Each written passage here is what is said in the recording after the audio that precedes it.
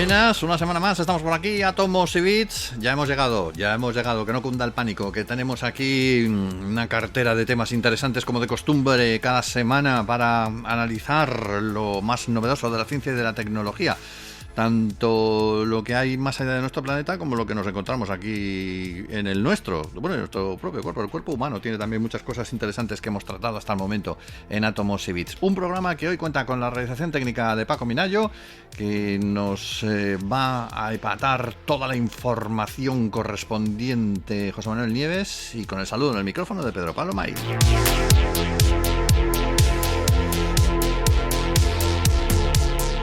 Don José Manuel, ¿cómo está usted, señor, en esta semanita? Que ya va haciendo calorcillo, amigo.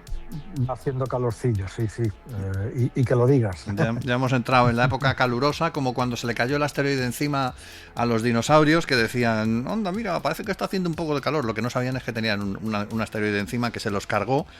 Y con el final de los dinosaurios, pues pasaron muchas cosas, y algunas de las cuales pues estamos analizando en estos días, como por ejemplo el efecto que tuvo en los hongos. Los hongos. ¿Qué pasó? Claro, ¿Por qué? ¿Cuál es la relación? Mira, esto se resume en una frase que es: el infierno de algunos es el paraíso de otros. Así de claro, te lo digo.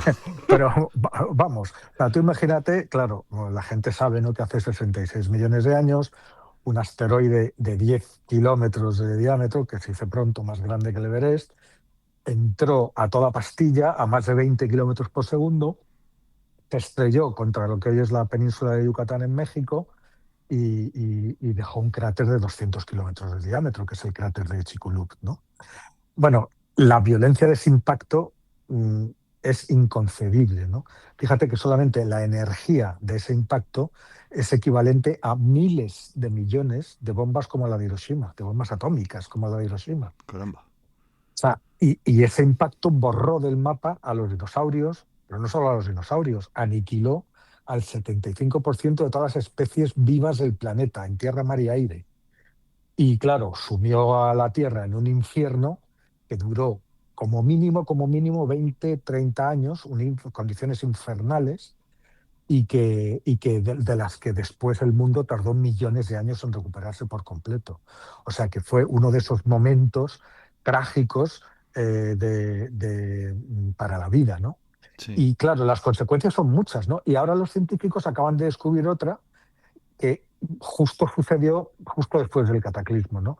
Y esta no tiene que ver con terremotos enormes, con tsunamis de kilómetros de altura que hubo, sino con algo mucho más silencioso. Tú fíjate, a medida que la vida iba muriendo, el mundo se fue cubriendo de hongos, como tú dices, alimentándose de billones de cadáveres. O sea, estaba el mundo entero en descomposición. Los árboles que cubrían el planeta antes habían sucumbido bajo incendios globales. Sin vegetación murieron los herbívoros, y sin los herbívoros murieron los carnívoros. Vamos, este es un escenario, No, es un es escenario apocalíptico total, ¿eh? claro, es que es una, o sea, esto generó, fíjate que la capa de polvo, de aerosoles y de hollín, porque el súbito ascenso de las temperaturas provocó tanto calor que las selvas empezaron a arder de forma espontánea. Y estamos hablando a una escala planetaria, ¿no? Tanto que todo ese hollín, todo ese polvo del impacto y tal, envolvió la estratosfera y tapó la luz del sol durante años enteros. Caramba. Y ahí se acaba el calor y empieza el frío. Claro, sin la luz del sol que te calienta, tenemos un invierno nuclear, o en este caso un invierno de impacto, ¿no? Claro, sin luz, la cadena de la vida se colapsó, la fotosíntesis se paralizó, los bosques, lo poco que quedaba se marchitó, los herbívoros cayeron muertos de inanición y por el frío, y después, ya te digo, detrás de ellos los carnívoros, ¿no? Claro, estamos hablando de billones de toneladas de materia orgánica pudriéndose en la penumbra de esa catástrofe, ¿no? Y claro, allí donde se acumulaba toda esa materia orgánica, pues, Estaban como te los he dicho al hongos. principio, Claro, era el paraíso de los hongos. ¿Por qué? Pues porque, a diferencia de las plantas, los hongos no necesitan la luz del sol para sobrevivir. Ellos devoran cosas que ya están muertas, materia orgánica que ya está muerta. Y eso es lo único que sobraba después de la caída del meteorito, ¿no? ¿Qué ocurre? Que ahora esto que se ha publicado en Science es un análisis de unos sedimentos fósiles en Estados Unidos, en la cuenca de Denver y en Dakota del Norte, ¿no? Y los resultados han sido, en cierto modo, una cierta sorpresa, ¿no? Porque aportan un dato que es rompedor. ¿A Sí. que no sabes cuál? No, pero me lo vas a contar ahora mismo, vamos. Pues ahora mismo, pues que esta conquista de los hongos, de estos devoradores de materia orgánica putrefacta, pues había empezado mucho antes de la caída del asteroide. ¿Eh? O sea, había empezado fíjate, entre 30.000 y 10.000 años antes de la caída del asteroide. Y esto es un dato que no se sabía. ¿Y cómo es esto posible?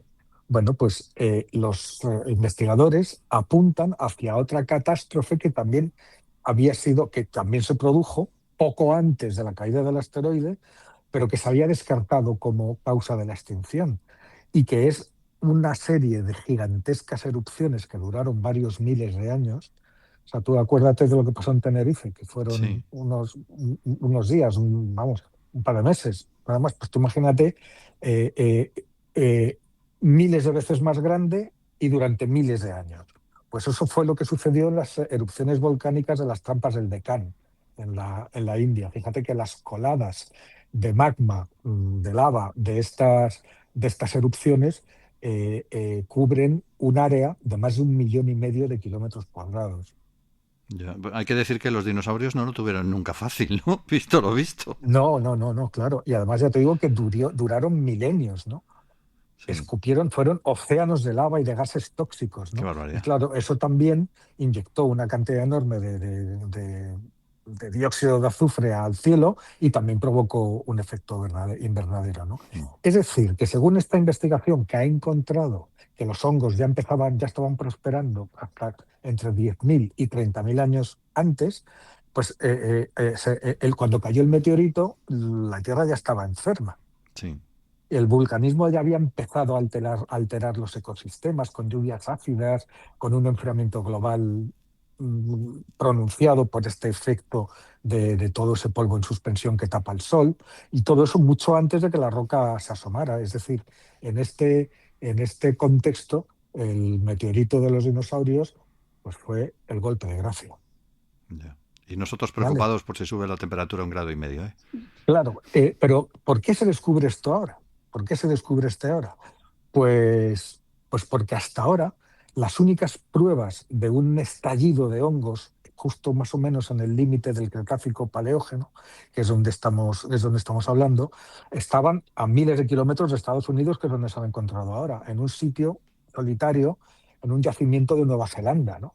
Sí, Y esto está documentado desde el año 2004, pero se sabía que allí los hongos se habían adueñado de esa zona, y también sabíamos que los hongos lo habían hecho también en anteriores grandes extinciones. Esta de los dinosaurios fue hace 66 millones de años, pero no fue la más grande. La más grande que se produjo fue en el Pérmico hace 252 millones de años, y sí que se sabía, esta es peor.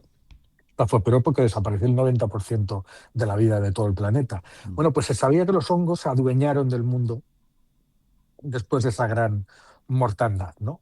Pero sí, claro, la huella biológica en Estados Unidos nunca había aparecido, nunca había aparecido. ¿Y por qué lo encuentran ahora? Pues porque resulta que tradicionalmente los especialistas en polen fósil recuperan las esporas, ¿cómo? Pues triturando las rocas y lavándolas con ácidos que son muy agresivos. Y ese baño químico acababa derritiendo las esporas de los hongos, que son muy delicadas. Sin embargo, estos nuevos investigadores han depurado una técnica mucho más suave, mm, mucho más amable, sí, sin ácidos, y entonces rescataron todo ese mundo invisible fosilizado que es el de las esporas de los hongos, ¿no? Y ya, claro, los sedimentos tratados de esta manera destaparon hasta 3 picos de proliferación de estos hongos, ¿no? Había sobre todo, había un florecimiento grande en América del Norte, con lo cual Nueva Zelanda ya no estaba sola, justo después del impacto, ¿no? Y eso corrobora lo que estaba pasando, lo que se encontró ya en Nueva Zelanda y apoya la interpretación de que fue un fenómeno global, porque ya tenemos pruebas en dos continentes distintos, ¿no? Y alejados, además, uno Claro, del otro. claro, pues hay que decir que, fíjate, que estamos en este escenario de muerte planetaria en el que vegetales, animales, plantas, todo se pudre, los hongos se hacen con el control y lo cierto es que sin el trabajo de todos estos hongos, la vida no habría podido renacer de la manera en que lo hizo. Porque, claro, esto es, fíjate, esto es como, imagínate que tienes toda una civilización caída, que cae de repente y tienes que retirar todos los escombros orgánicos a mano. Mm. ¿Vale? Bueno, pues durante esta larguísima noche del invierno de impacto, los hongos estuvieron procesando sin descanso un auténtico océano de troncos calcinados, una ingente cantidad de cadáveres, y fueron poco a poco devolviendo a la Tierra los nutrientes vitales que se habían quedado bloqueados en toda esa materia orgánica. Es decir, que muchos años después, cuando el cielo ya por fin se despejó, cuando el sol volvió a calentar el mundo, ese suelo, que ya había sido masticado, enriquecido, digerido y abonado por esta marea de hongos, pues era el escenario ideal para que la vida resurgiera. Se dieron el festín, pero de paso lo que hicieron fue reconstruir el mundo. Claro, prepararon el terreno para lo que pasó después. ¿Y qué pasó después? Pues que las pequeñas criaturas que sobrevivieron a ese impacto porque vivían bajo tierra, como los mamíferos, que ya existían entonces, pero eran absolutamente secundarios, porque en la era de los dinosaurios, 165 millones de años, que se dice pronto, no había mamífero que valiera, porque vivían en madrigueras, porque en cuanto sacaban la cabeza se los comía algo. Sí. Bueno, pues ya en un mundo sin dinosaurios, en un mundo que ya volvía a lucir el sol, en un mundo cuyo terreno había vuelto a ser digerido y preparado por los hongos, pues estos pequeños mamíferos, las aves, los reptiles pequeños, pues encontraron su oportunidad para salir y dominar el planeta, que es lo que siguen haciendo hoy, ¿no? Uh-huh. Es decir, conclusión, hace 66 millones de años, después de la gran catástrofe, los primeros herederos de la Tierra fueron los hongos, los hongos. Y ese trabajo enorme de descomposición fue lo que sembró la semilla del futuro en el que vivimos ahora.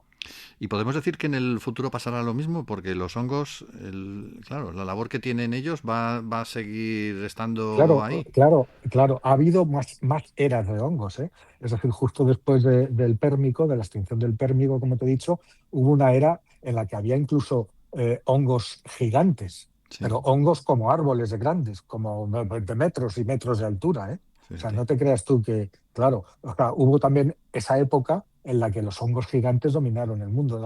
Lo han hecho en varias ocasiones, pero curiosamente sus momentos de mayor esplendor vienen cuando todo lo demás desaparece. ¿Qué se le va Claro a hacer? que, ¿Qué se le va a hacer? No le a puede ver, caer si, bien a todo el mundo. a ver, ¿dónde hay hongos hoy? Pues donde hay materia muerta, donde Sí, hay materia en descomposición. sí. Pues si esa materia en descomposición es a nivel global, pues los hongos proliferan por todas partes.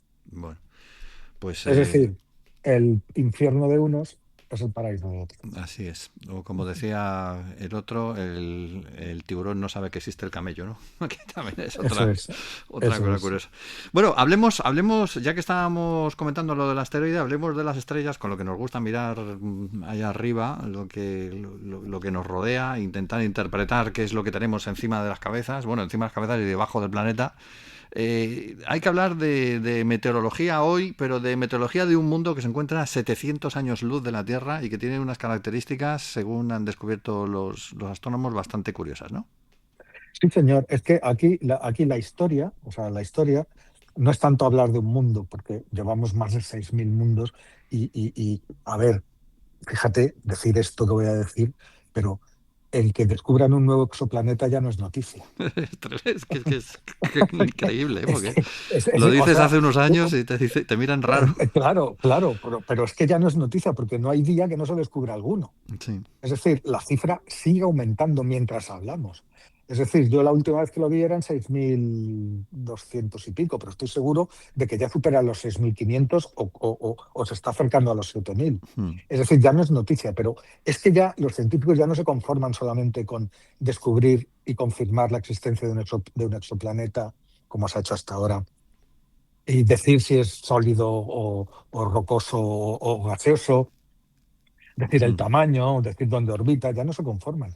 Ahora quieren estudiar la atmósfera, De cada uno. estudiar de cada uno, estudiar su clima. Y esto ha sido absolutamente imposible o extremadamente difícil, salvo casos muy aislados y muy superficiales, hasta hace nada. De Hmm. hecho, hasta 2021, que fue cuando se lanzó perdón, el James James Webb, Webb. el telescopio espacial James Webb, que con su visión infrarroja es capaz de penetrar en esas atmósferas, de decirnos de qué están hechas, de saber, de poder hacer los primeros partes meteorológicos en mundos alienígenas. Esa es la ¿Cómo suena noticia. eso, eh? Los partes Claro, meteorológicos en los mundos alienígenas. claro. Claro, entonces, tú fíjate, cuando sabíamos, por ejemplo, ya sabes que hay muchos tipos de planetas, pero este del que estamos hablando hoy, que se llama WASP 994a B, Ujú. AB, 94a B, Ve. este mundo sabemos que pertenece a una categoría que es la de los Júpiter calientes. ¿Eso qué es? Bueno, pues es un planeta gaseoso, una o más veces el tamaño de Júpiter, es decir, es un planeta grande, gigante, pero que a diferencia de nuestro Júpiter está tan cerca de su estrella que está sometido a una cantidad de radiación y de calor tan brutal que- que hay temperaturas de más de 2.000 grados en la superficie, ¿vale? Caramba. En la- y que además le sucede, porque como está tan cerca de la estrella, está anclado gravitacionalmente a la estrella. Esto se llama, es el efecto de marea, ¿no? Es decir, que siempre presenta la misma cara.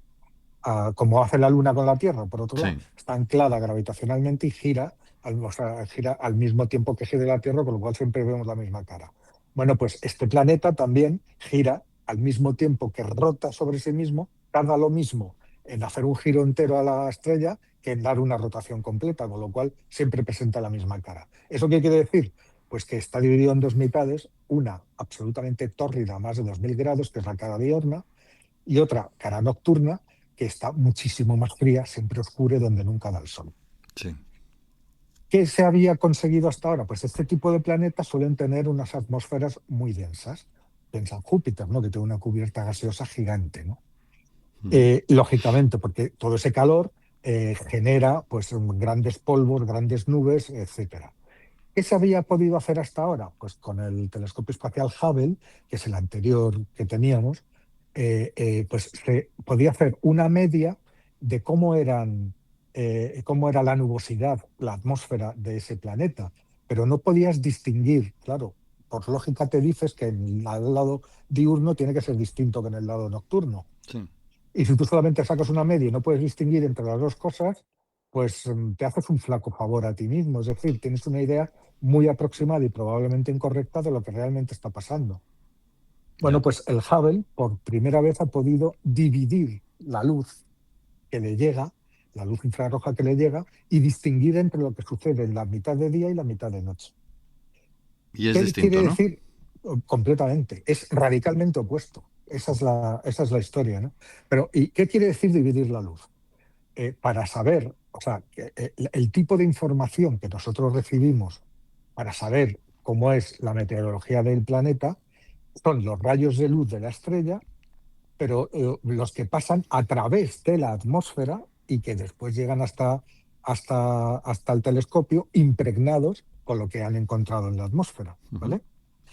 Hasta ahí está claro. Bueno, pues el Hubble lo que hacía era, no distinguía y todo era lo mismo y entonces tú tenías una idea general como si todo el planeta estuviera cubierto de nubes, ¿vale? Sí.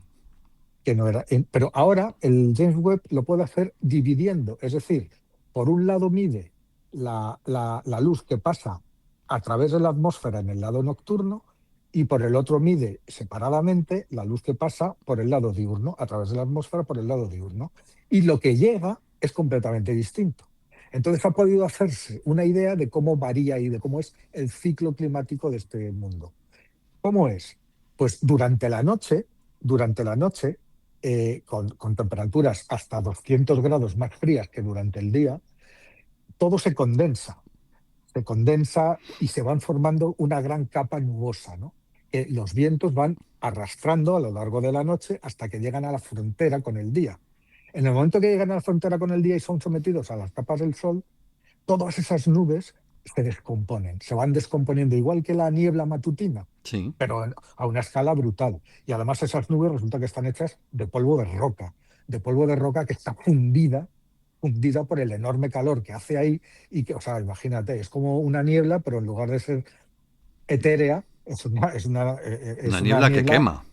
que, pues, claro, y de roca fundida. Pero ¿qué sucede? Los vientos van arrastrando en la parte diaria y todas estas nubes que se han formado de noche y las van disipando. De manera que hacia el atardecer, otra vez cuando vuelve a dar la vuelta y llegas otra vez a la parte nocturna, el cielo está despejado. Y entonces el ciclo continúa, se van formando en la parte nocturna, los vientos son rotatorios, se van formando en la parte nocturna y arrastran por la parte nocturna mientras se van haciendo cada vez más densas y en la parte diurna se van disipando hasta que desaparecen por completo.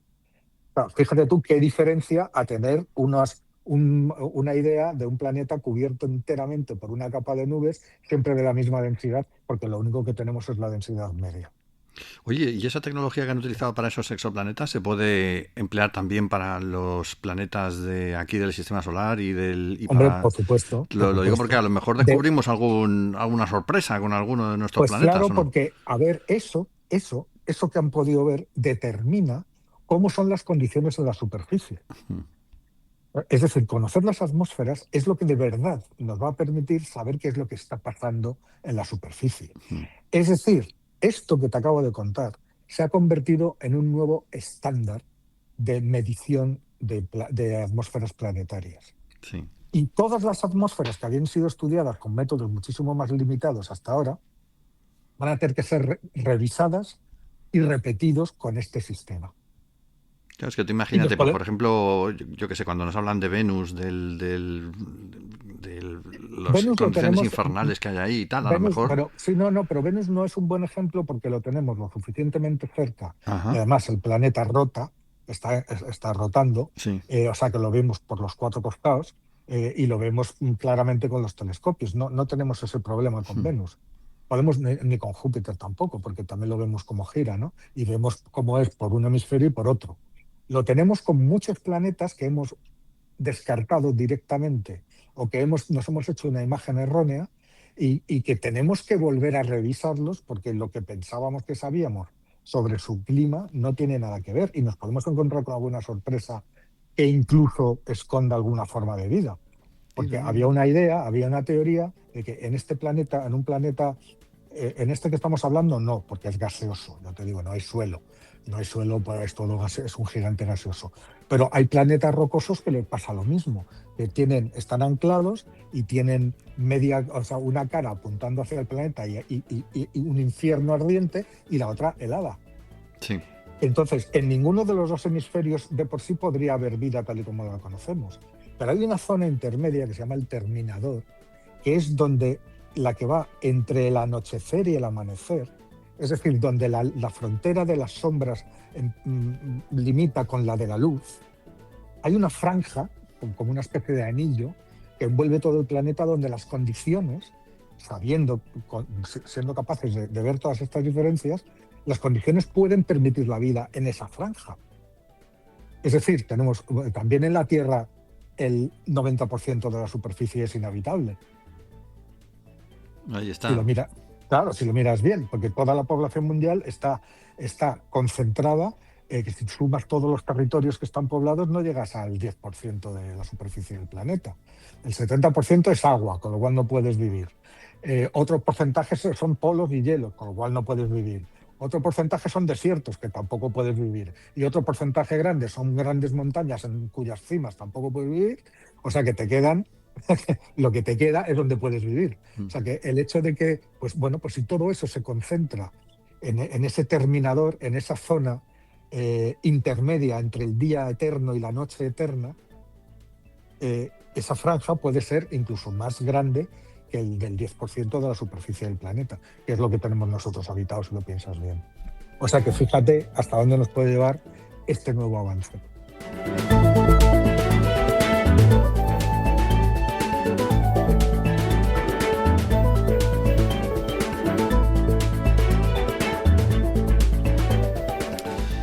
Y por supuesto, tenemos también nuestra sección de tecnología en la que hoy hay que fijarse en el nuevo arsenal que ha puesto en marcha, que ha sacado Google para decir, aquí estoy yo, que la inteligencia artificial la está desarrollando aquí mucha gente, pero nosotros también tenemos lo nuestro y vamos a venderlo. Esas propuestas de Google de los últimos días que, no sé, son como profundizar un poco en lo de Gemini, ¿no? Supuesto, por supuesto, pero es que además hay una cuestión, ¿no? Que, que en los últimos meses yo he leído muchísimos comentarios de expertos, de especialistas. Google en inteligencia artificial se había quedado como un poco atrás. Es decir, Google estaba un poco contra las cuerdas, ¿no? Porque hemos visto unos avances enormes de la competencia de Google, como OpenAI, que son los de ChatGPT, o como Anthropic, que es el cloud, que habían sacado unas versiones que le daban mil vueltas al Gemini de Google, Mm. ¿vale? Y por no hablar de algunas inteligencias artificiales que vienen de China, que eran mucho más baratas de implementar y súper potentes y que también parecían que tal, ¿no? Pero claro, por un momento daba la impresión de que Google se había quedado Atrás. rezagado, atrás. Pero amigo mío, de eso nada. Y es que el otro día, hace menos de una semana, Sundar Pichai, que es el CEO de Google, subió al escenario del Google I.O. 2026, que es su conferencia de inteligencia artificial, y ha hecho un despliegue bestial, una catarata de novedades, o sea, abrumador, realmente abrumador. Y esto, claramente, si estuviéramos en la Guerra de las Galaxias, yo te diría que esto es el Imperio contraataca, vamos. Directamente, ¿no? Entonces, yo no sé cómo vamos de tiempo, pero hay bastantes cosas, pero voy a intentar Hay que resumir un resumirlas, ¿no? poquillo, sí. Sí, bueno, pues imagínate, pues eh, lo que presentaron no fue para presentar unos cuantos productos aislados, ¿no? Es decir, tengamos una IA que ahora te hace esto. No, presentaron un nuevo ecosistema de inteligencia artificial entero, cobrando vida delante de nuestros ojos, ¿no? ¿Cómo Y, suena y, eso? pues no, pues claro, imagínate, ¿no? Tú fíjate, ¿qué está procesando Google ahora mismo? Está procesando la friolera de 3.200 billones de tokens. Los tokens son las unidades básicas de información de los modelos cada mes. Cada mes. O Es sea, mucho. imagínate, ¿no? Imagínate. Entonces, esto lo que hace es juntar las distintas patas de la inteligencia artificial que tiene Google desplegada y juntarlas en una única cosa. Una cosa que se llama Gemini Omni. Y Gemini Omni, que se materializa en nuevas versiones de Gemini, como el nuevo Gemini 3,5 o el Pro, o un Gemini Pro mucho más profundo. ¿Qué es la diferencia entre este y el otro?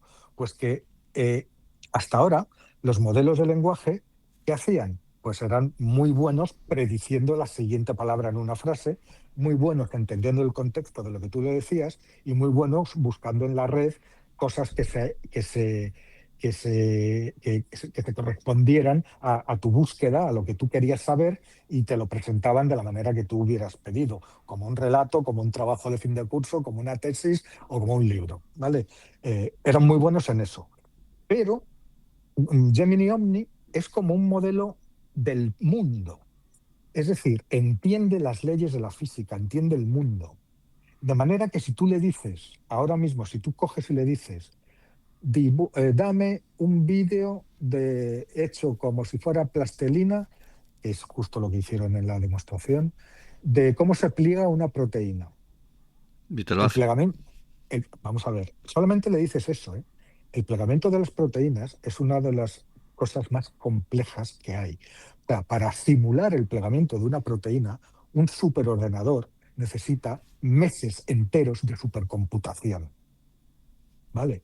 Bueno, pues tú le dices todo ese conocimiento de las leyes de la física, de la gravedad, de cómo funciona un sólido, cómo se comporta un líquido, todo eso ya lo conoce y lo aplica a lo que tú le has dicho. Con lo cual, cuando te suelta el vídeo unos pocos segundos después, utiliza todo ese conocimiento sobre el plegamiento de las proteínas previo y le añade todas las leyes de la física para que sea lo más realista posible.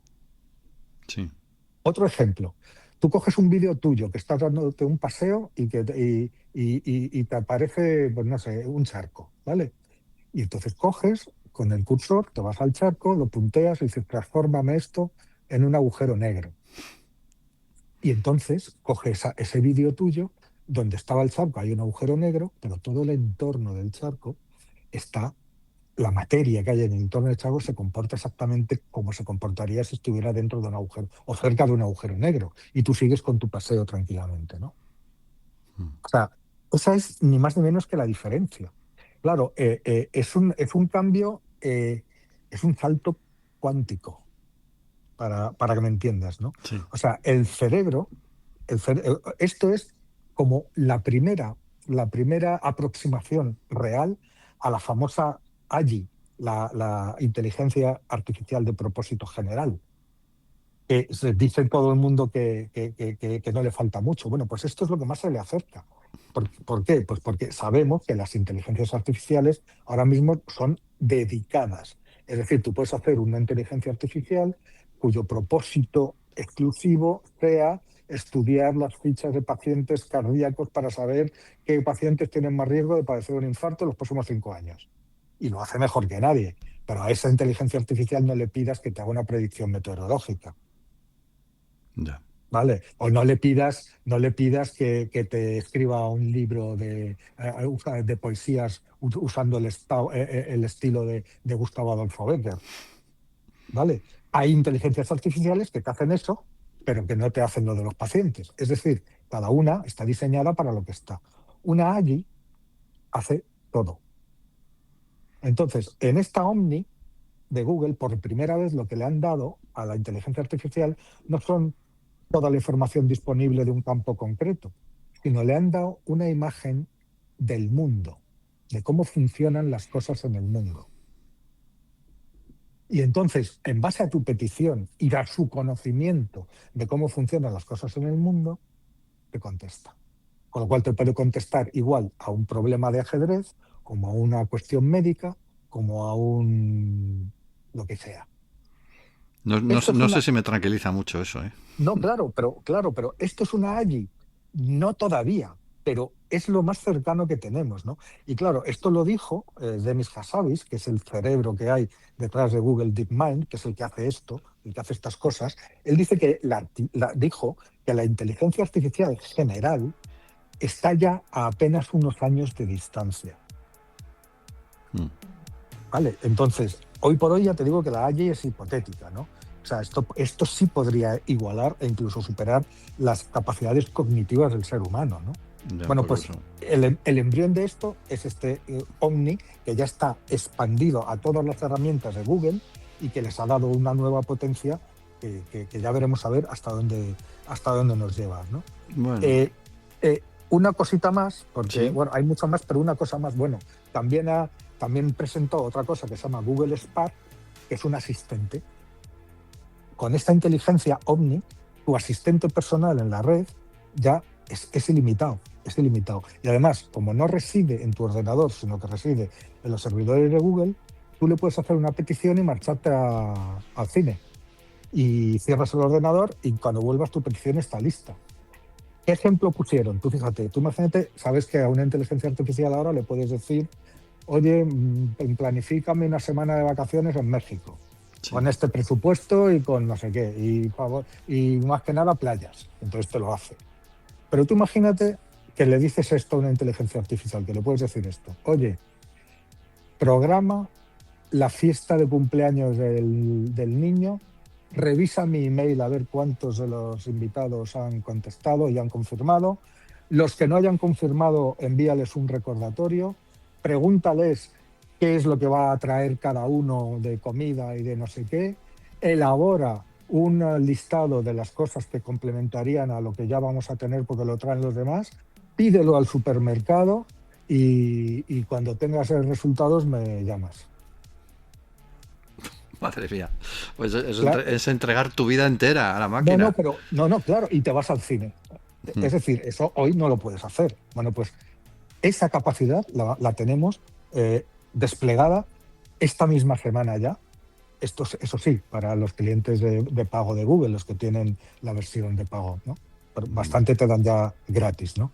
Sí. Y luego, por último, han patentado, han enseñado unas gafas, hardware, que se llaman Intelligent Eyewear, que hace todo esto con un asistente virtual, pero con unas gafas.